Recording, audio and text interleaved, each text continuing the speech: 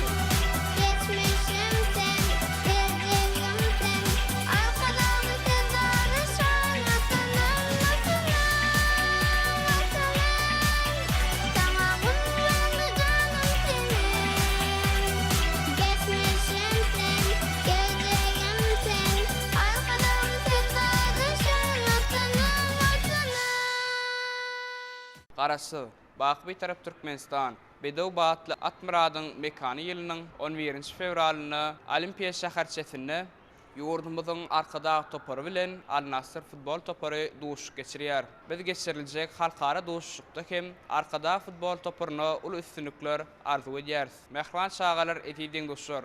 Biz bolsa gepleşigimizi Arkaştowda diň jalş merkezine dowam edýäris. Bu ýere gezelenje gelenjeklerimizin biri bilen tanış bolalım. Men Asgabat şäher medeniyet müdürlüğünün 7-nji çagalyk mektebiniň okuwçysy İslam Erdif Murat berdi. Bugün öse biz toparlarymyz bilen Arkaçyda din jalçy merkezindäki çagalar oýun meýdançasynda gedelençiň dowamyny aýdymsaz toparlarymyz şadyan aýdymlary ýerine ýetirdiler. Men öse bu ýere gedelençe gelen çagalara sport oýunlarynyň esaslarynyň biri bolan futbol oýunynyň bir pursaty şekillendirip görkezdim. Munyň üçin men suratynyň esasy görnüşinde dünýä meşhur sport oýuny bolan futbol oýuny bilen meşhurlanyp ýören türgenleri şekillendirdim. Men bu suraty ýerine ýetirip çekmek üçin sowuk reňki köpürak ulandym. Reňklerin sazlaşygy ýerine ýetirilen işiň maksadyny aýdyň açyp görkezdi. Bize okumany, öwrenmeni aýakly şertleri döredip beren gahrman arkadagymyza, arkadagy gahrman serdarymyza köp sag bolsun aýdýarys.